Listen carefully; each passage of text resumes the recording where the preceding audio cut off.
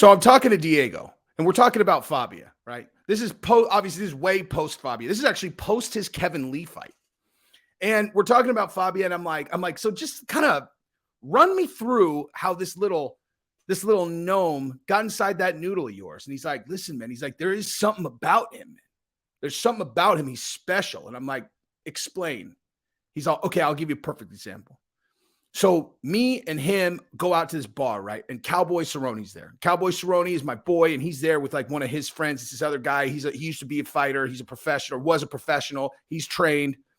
And Josh is telling him that he's got this crazy death move. I've seen it. It's crazy. But Cerrone and his buddy are like, all right, let's see it. Do it. And Josh doesn't want to do it. So he's saying that he doesn't want to do it in the bar. But Cowboy's buddy pushes him on it.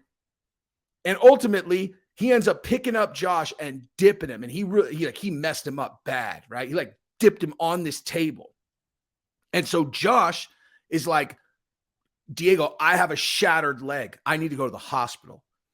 And so I get in the car and I take him to the hospital, and his leg is shattered. And so he tells me to leave. And so I leave him there. And 2 days later, he comes to my house and he's standing there and he just walks into my house. What's up, Diego? How are you? And so I was tripping. I went, Josh, what about your leg? And Josh said to me, I did what I had to do. I healed myself. And so I knew, man, like there's something special about this guy. And I go, wait, let me just run through this again. So he gets thrown on a table. He's got his legs shattered. And a couple days later, he comes walking to your house totally fine after you left him at the hospital 2 days before. He's all, yeah, man. I'm like, so how did you know that his leg was shattered? He's like, he told me. And I go, he told you. He told me. He told you. Yeah. And then his leg was totally fine 2 days later. Yeah, that's what I'm saying. Right. So are there any other possible scenarios besides, a miracle that he bestowed on himself, that he became the only person on the face of the earth that could take a shattered leg and turn it into a perfectly fine leg? I mean, are there any other things that could be going on here? I mean, Diego, you're a professional fighter. You've seen what broken bones look like. And he's like, I mean, I don't know. What you tell me. What do you think? I'm like, I mean, I'm pretty sure his leg was never shattered. I think he was lying. I'm going to go out on a limb here. I think he was lying. I think he made that up. Okay. I think that was a fabricated story. And Diego goes, I don't know. Maybe. I'm like, maybe.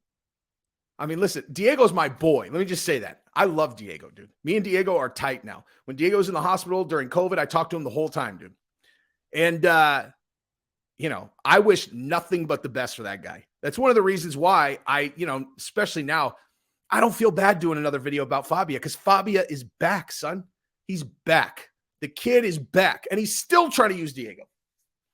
So just why are we talking about him? Because like I said, he's back. Okay. So there's nothing going on in MMA. So I'm going to stretch a video out of this. Everybody's always like, when are you going to do the next Fabia video? Right now. And you're already in it, dude. So I'm going to talk about what he's doing now. I'll recap the Fabia story for people who are not familiar with it. And I'll tell you how he blessed my channel. I mean, honestly, if you want to talk about miracles, you want to know the miracle that Josh Fabia is? He's the miracle that made Jesse on Fire happen. Kind of. I was at 10,000 subscribers when that guy burst onto the scene. And just sheerly through Fabia, I took that to probably 25K. Okay. I 2.5x'd my channel at one of the most critical growth moments just by clowning on Fabia. I did about 30 videos about him. It was fantastic. Anyway, but before I get into it, like every other video, I asked that if you're going to watch my content here, that you subscribe to the channel. Gentleman's agreement. Okay. I work really hard. You can have all of my content for free. All of it. You can watch it all. It's like Netflix, except it's free. All I ask is this, that you click a single button. I don't think it's a huge ask. You'll never even remember that you did it. So do it. Somebody, so I asked people, I was like, dude, what's a good metaphor for someone who would not take the agreement? Someone said that to me yesterday. I can't remember if I put it in a video yet. And they're like, it's like the kids on Halloween where you're like, hey, we have something really serious going on. We're really sorry. Happy Halloween. Here's an entire bowl full of candy. Could you please just take one? And those are the kids that just empty the entire bowl into their sack and bounce. And you're like, those are bad kids. I don't like those kids. I mean, listen, I'll take 3, I'm not a perfect person. I'll take 3, but empty the bag. Come on. And in this case, just click the button. Don't be a prick. Anyway, so let's jump straight on into it. So I get this sent to me yesterday. You guys are in luck. I'm going to just show you right out of the gate. Fabia has relaunched his brand. A lot of very similar looking stuff and some similar looking advice that he has for people. You guys may remember the School of Self-Awareness is now thoughts worth having. Ooh. And I'll just give you a little taste of what this is like. Good intro. Contagious. Whose energies are we really using? You might notice you want to smile a little bit. As of this moment, I do. It's because we're contagious. Yes. All of us. There's Diego. All mankind. Still using Diego. Let me explain how simple it really is. I smile at you. Your body feels it wants to smile. If I breathe,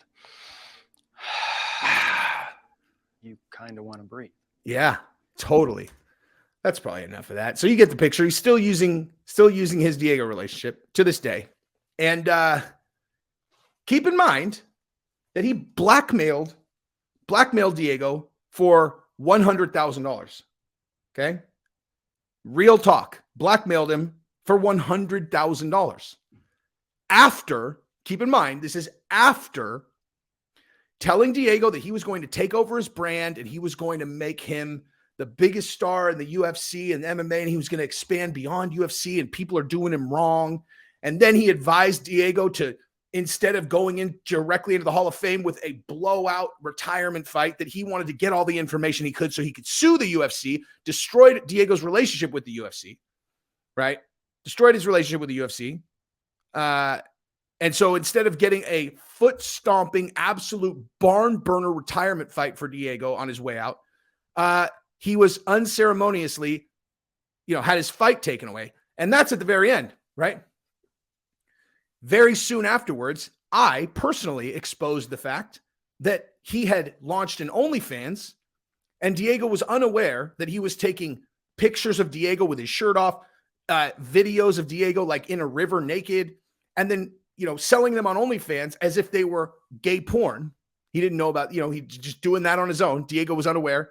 And then they were splitting the money 50-50. So, just a little bit exploitive. Just a little bit, He's a little guy with a lot of heart when it comes to exploiting people. And obviously, that relationship was based on really bulletproof logic. And, it wasn't based on scams, given that he told Diego that he had shattered his leg and then pretended that it was some kind of 3-day resurrection for his leg, and he healed himself. I'm sure that when you go across the board, everything was on the up and up that he was telling Diego. He kicked off all of Diego's coaches. He took over his fight career while having no experience as a mixed martial arts coach. He's all just, listen, I'm a trained paramilitary. I am an assassin. He convinced Diego that he was a killer. Diego was still afraid that Fabia might sneak in through the night and kill him. Okay. So a real rock solid guy.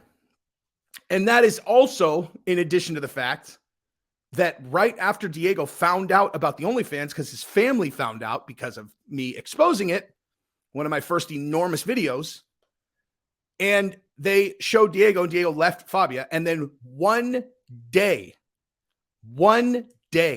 after Diego announcing that he had split with Josh Fabia, Fabia went on Summer Helene's podcast and just was like, hey guys, so remember how I was the only person in Diego's life for the last year and a half? How he completely trusted me and relied on me for everything. And he confided in me about all of his secrets. You remember that?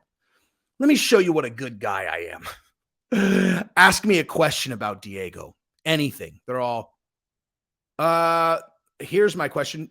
Do you have anything that you want to say? He's like, listen, Diego was the victim of abuse growing up. He had done steroids in high school. Okay. He was addicted to alcohol and kratom. He was bankrupt. Okay.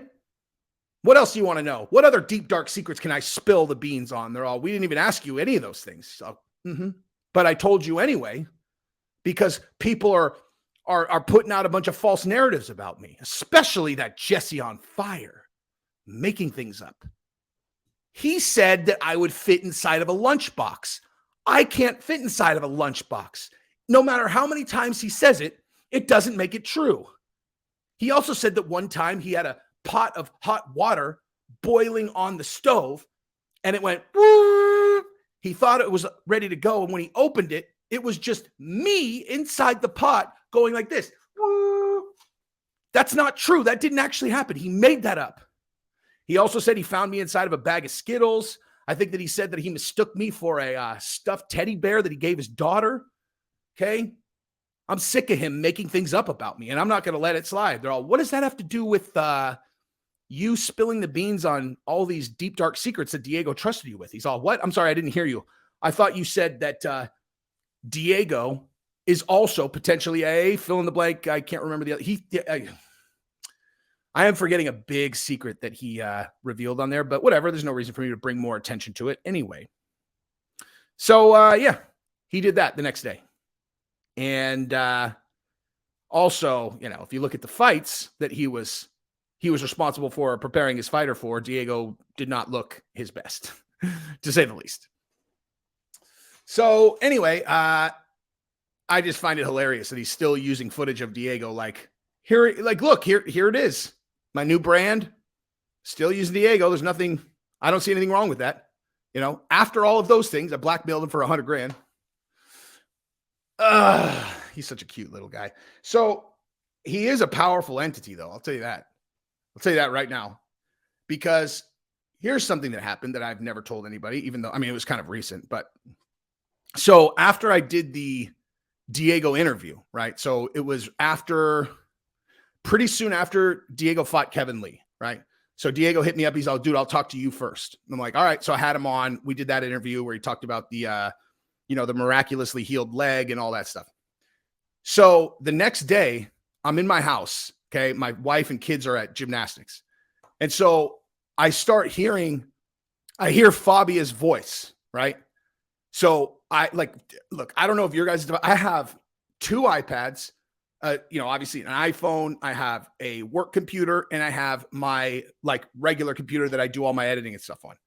And all the time, they just kick on. I don't know what, they just turn on, a lot of times I'll be listening to something that's political in nature, and I'll be in public, I don't talk about my politics in public.